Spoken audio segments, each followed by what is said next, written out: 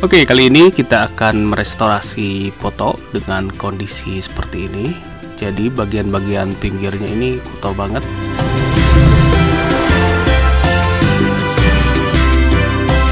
Kita coba mainkan di shadow highlightnya. Jadi bayangannya dinaikkan, lalu bagian levelnya kita lihat. Custom, jadi kita di sini menaikkan kontras warnanya, memunculkan kontur-kontur garis-garisnya, dan apa yang dikejar jelas tentu saja di sini membuat garis-garis yang tadinya blur, nampak blur, menjadi lebih kentara gitu ya. Jadi di sini saya menggunakan Smart Sharpen, jadi diabaikan bagian skinnya, maksudnya skinnya kalau misalkan terlihat menjadi lebih tidak lembut, diabaikan dulu. Nanti kita lembutnya itu akan kita bikin di belakangan. Untuk saat ini kita mau ngambil kontras garis-garis pinggirnya, sehingga terus kita eksplorasi di bagian shadow highlightnya. Jadi bayangan objeknya menjadi lebih oke, lalu vibrance kita naikkan, coloringnya, karena di bagian wajah anak ini tampak blur sekali. Jadi kita harus benar-benar mengeksplorasi di bagian sharpennya, bagian ketajaman objeknya. Lalu untuk tahap ini kita menseleksi objeknya menjadi bagian layer terpisah, karena seperti kita lihat di sini bagian pinggir dan bagian backgroundnya ini nampak sangat rusak. Jadi tentunya untuk membuat editingnya menjadi lebih fokus gitu ya. Jadi kita akan membuat tahapan-tahapan seperti kita fokuskan untuk merestorasi bagian objek bayinya ini. Lalu nanti setelah objek bayinya udah oke, kita lanjutkan fokus ke bagian backgroundnya. Jadi ada dua tahap di sini. Untuk itu kita menggunakan pen tool untuk menseleksinya. Kita pencet Ctrl Enter untuk mendapatkan seleksi, lalu kita buat layer khusus, layer baby. Nah, di sini saya menggunakan tool stem. Jadi di sini saya mengolah dulu bagian backgroundnya biar agak kelihatan. Tool stem ini adalah tool untuk mengcloning bagian yang paling dekat, objek yang paling dekat kita cloningkan ke objek yang rusak. Kenapa saya menggunakan tool cloning? Karena tool cloning digunakan seandainya si gambarnya itu, si fotonya itu tampak rusak sekali gitu ya. Kalau misalkan si fotonya rusak banget, biasanya saya menggunakan cloning. Karena kalau misalkan kita gunakan tool yang lain, misalkan untuk scratch repair scratch, biasanya masih ada si itunya nggak terlalu sempurna. Berbeda dengan cloning. Kalau cloning akan mendapatkan bentuk sempurnanya dari sebuah objek gitu ya, kayak ini. Kalau scratch biasanya ada sedikit perbedaan warna dan ya nggak sempurna lah kalau misalkan kita menggunakan tool scratch. Untuk kondisi-kondisi tertentu ya, untuk kondisi-kondisi tertentu kadang-kadang metode seperti ini tidak berlaku untuk foto yang lain gitu ya, sesuai situasi dan kondisi, sehingga untuk proses restorasi foto untuk proses restorasi foto akan berbeda metodenya dengan metode yang lainnya gitu ya. Jadi di sini saya menggunakan metode seperti ini dengan banyak menggunakan tool stem. Nah, ini saya langsung ngolah ke objek bayinya. Di bagian kepalanya itu rambut, bagian rambut itu memang udah rusak kayaknya. Ini rusak karena air ya, nempel ke plastik biasanya, ini nempel ke plastik atau nempel ke kaca yang di depan foto, karena biasanya foto-foto itu riskan, kerusakannya riskan karena seperti itu.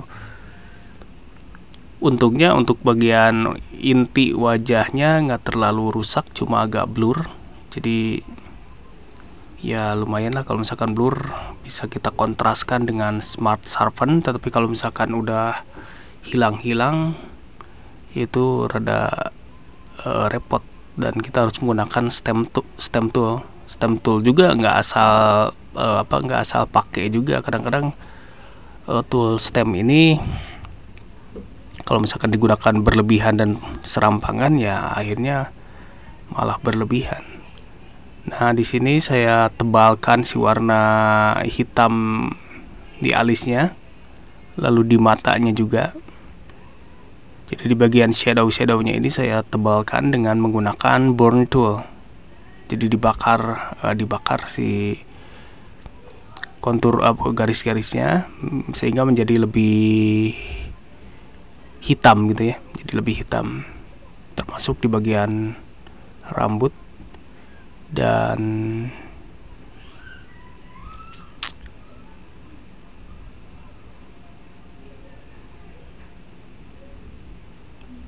nah, langsung aja di sini saya menggunakan tool smudge untuk melembutkan bagian-bagian yang tadi ketika di Smart Sharpen bagian skinnya atau bagian kulitnya itu menjadi kasar gitu ya. Nah, kasar-kasarnya itu kita lembutkan, skinnya dismoothkan dengan menggunakan smudge tool. Ya, si tool smudge ini emang kayak yang mudah ya, tinggal gosok ini, tetapi ada tekniknya. Maksudnya kita ikuti alur objeknya gitu ya. Kita tidak asal menggosoknya aja.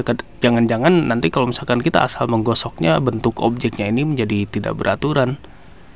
Karena seperti kita tahu, kalau misalkan kita menggosok ke arah yang sebaliknya atau yang tidak benar, ya nanti akan bentuk aslinya itu menjadi rusak. Nah, di sini kita smudge, kita geser menjadi lembut. Jadi intinya di sini kita lembutkan aja si skinnya menjadi lebih soft dan lebih lembut aja. Nggak merubah bentuknya. Sebenarnya dengan tool smudge ini kita bisa merubah bentuk juga sebenarnya. Tetapi kita tidak fokus ke merubah bentuk, karena sebenarnya untuk merubah bentuk itu ada filter yang namanya filter liquify.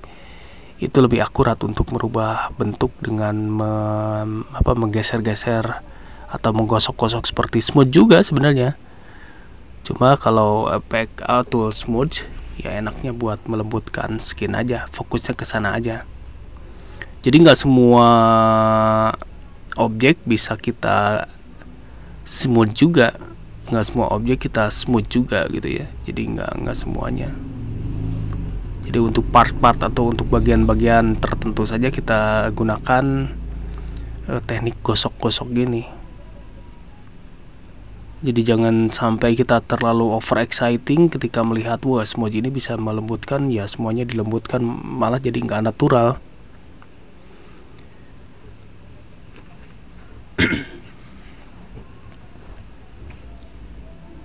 Patut dicatat juga untuk proses restorasi bahasa natural nggak natural, kadang-kadang ini menjadi dilema juga. Maksudnya kadang-kadang kalau misalkan sebuah foto yang udah kondisinya udah rusak atau gimana, mau dibikin senatural apapun tetap aja masih kelihatan gitu ya. Kecuali kalau misalkan fotonya cuma ada bukan masalah kehilangan objeknya atau bentuknya, tetapi misalkan cuma gelap aja atau kontur-konturnya masih terlihat, itu biasanya lebih mudah gitu ya, lebih enak gitu ya untuk dibuat menjadi seperti aslinya lagi. Tetapi kasusnya kalau misalkan udah kehilangan bagian-bagian tertentu, apalagi bagian-bagian yang inti, ini kasusnya menjadi lain lagi. Jadi kadang-kadang di hasilnya itu akan nampak tidak naturalnya gitu. Jadi lebih kayak, kadang-kadang ada yang menjadi lebih kayak dilukis aja gitu. Ya tapi mau di gimana lagi gitu ya. Karena untuk dilukis pun tetap kita mengikuti aturan, mengikuti alurnya gitu. Mengikuti alur objeknya, alur bentuknya. Nggak asal juga.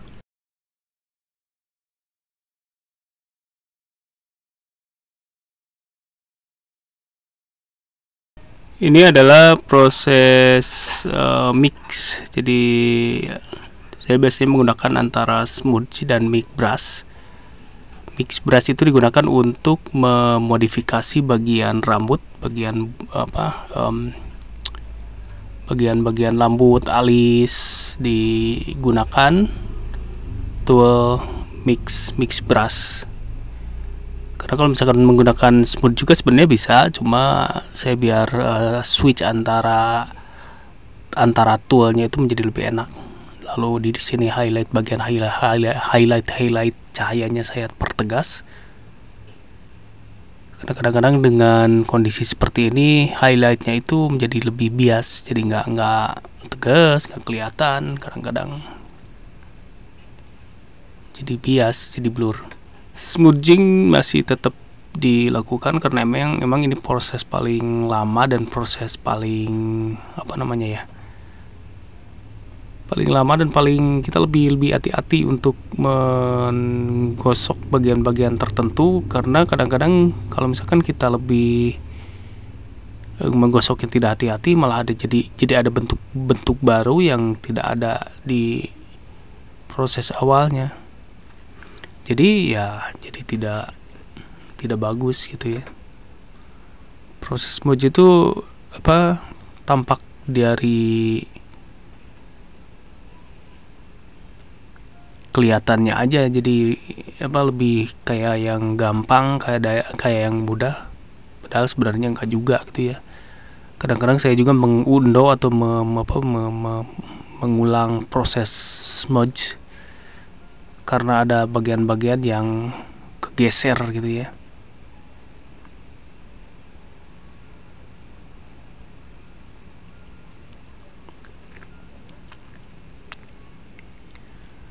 Kondisi fotonya ini kayaknya ini karena kondisi lingkungan yang dingin, basah, sehingga apakah ini ditutup sama plastik atau apa gitu ya, jadi nempel-nempel begini. Atau misalkan ini karena kena air, atau iya ini karena dingin juga, karena dingin kayaknya jadi rusak ini ya.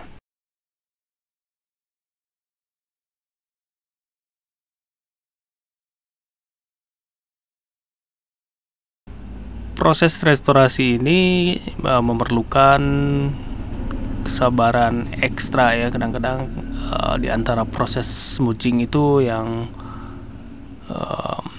kayaknya kelihatannya mudah ini, kadang-kadang ada timbul rasa lelah juga, ada bosan juga gitu ya, gitu-gitu terus gitu ya, sehingga kadang-kadang ini ditinggalkan dulu untuk mendapatkan refresh otak, sehingga menjaga motivasi untuk terus membuat hasilnya menjadi gitu ya, membuat hasilnya menjadi satu bentuk yang emang kita harapkan ya. Namun kadang-kadang ya itu, kita mengharapkan bentuk yang maksimal tetapi kondisinya tidak memungkinkan, ya gimana gitu ya, kadang-kadang susah juga. Namun yang jelas kita usahakan prosesnya itu sesuai dengan harapan, dengan keterbatasan kondisi ya. karena ya itu dia seperti saya sebutkan di proses restorasi yang lain-lain. Jadi proses restorasi juga bukan proses magic yang bisa merubah sebuah foto menjadi magic kembali ke asalnya gitu ya, apalagi untuk bentuk-bentuk yang emang udah hilang. Jadi kita menciptakannya dengan kadang-kadang dengan kayak melukis juga gitu ya. Karena ada juga yang ngasih foto yang emang gak ada gambaran sama sekali, tetapi kontur-kontur hidung, kontur matanya itu udah nggak kelihatan. Lumayan menyulitkan juga seperti itu, tapi apresiasi tiap orang kan berbeda-beda. Ada juga yang gambar yang rusak banget terus direstorasi malah nggak dapet apresiasi positif, padahal prosesnya emang susah dan hasilnya juga ya tidak maksimal, tetapi emang prosesnya lebih berat yang kayak gitu. Makanya untuk kerusakan yang emang parah banget, yang kalau misalkan beresiko komplain dikarenakan ya semakin susah ya, biaya produksi biaya editing, biaya restorasinya ya lebih mahal gitu ya. Tapi beresiko juga hasilnya juga nggak maksimal juga gitu. Tapi apa namanya, si maksimal nggak maksimalnya juga itu tergantung dari apresiasi masing-masing juga. Kadang-kadang ada yang mengapresiasi suatu karya restorasi sebagus apapun, kalau orangnya komplainer ya komplain aja. Tapi kalau misalkan orangnya apresiatif dengan ya asalkan kita mengusahakannya dengan maksimal, ya iya, seorang editor restorasi pasti berharap hasilnya ya maksimal, dengan kerja maksimal juga gitu ya, nggak asal-asalan. Masalah hasil ya itu hal lain lagi gitu ya. Kadang-kadang kita menginginkan hasil yang sesempurna apa, tetapi hasilnya nggak sempurna ya. Tergantung materi awalnya, kerusakannya seperti apa, ya hasilnya akan seperti apa gitu ya. Jadi nggak sembarangan, kenapa hasilnya seperti ya, proses restorasi ya bukan magic juga gitu. Jadi di sini saya memperlihatkan video proses restorasi itu biar teman-teman paham bahwa proses restorasi itu seperti ini gitu ya. Perbagian di smooth, perbagian di gesek menjadi lebih jadi lebih masuk akal lah. Jadi lebih masuk akal bentuknya. Yang penting tidak terlihat kotor dan kontras-kontrasnya ada. Mungkin untuk bagian-bagian tertentu ada yang dibiarkan hilang atau dibiarkan nggak ada, atau dijadikan nggak ada karena emang udah nggak tertolong sama sekali. Ada juga bagian yang seperti itu, karena kadang-kadang beresiko kalau misalkan dibiarkan ada tetapi nggak bagus gitu ya, akhirnya dibiarkan, ya udah sekalian disubstitusi aja ke bentuk lain gitu ya. Biasanya itu untuk bagian background. Misalkan ada bagian kita di backgroundnya itu misalkan ada bagian bunga yang bentuknya udah nggak beraturan, akhirnya dibuang sama sekali gitu ya, biar tidak mengganggu objek intinya yang malahan jadi nggak bagus gitu ya. Ini bagian depannya udah bagian objek intinya udah selesai di smudging. Bagian sekarang menyasar bagian background, bagian belakang.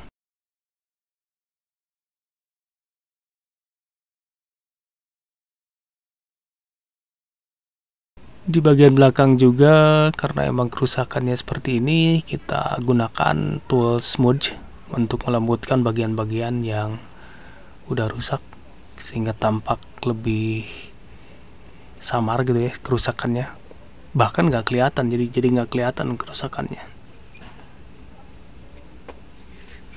Untuk bagian background kadang-kadang kita tidak terlalu berfokus ke detailnya, karena tentu saja yang detail itu yang kita fokuskan, detail itu yang bagian objeknya, yang bagian bayinya ini. Jangan sampai nanti balap-balapan antara background, detail backgroundnya terlalu berlebihan sehingga bagian objek intinya, bagian bayinya itu menjadi kalah gitu ya. Kita kan fokusnya ke bagian intinya. Makanya di restorasi ini saya biasanya memfokuskan bagian mana nih yang ditonjolkan untuk biar terlihat, dan bagian mana yang enggak terlalu menonjol gitu ya. Nah, yang seharusnya menonjol itu yang dibikin menonjol, yang seharusnya gitu ya. Jangan sampai bagian-bagian yang tidak semestinya menonjol malah diolah sedemikian rupa, habis waktu untuk mengolah bagian-bagian yang nggak terlalu penting gitu ya, nggak terlalu menonjol. Nah, di sini bagian bayinya udah lumayan sedikit kelihatan dan udah lumayan sedikit bersih gitu ya, nggak kotor lagi.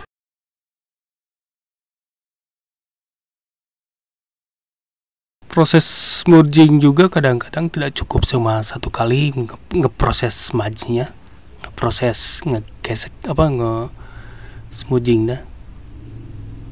Kadang-kadang di smudge lagi yang udah di smudge karena terlewat kurang lembutnya atau kurang mulusnya gitu ya, jadi ditambahkan mulusnya.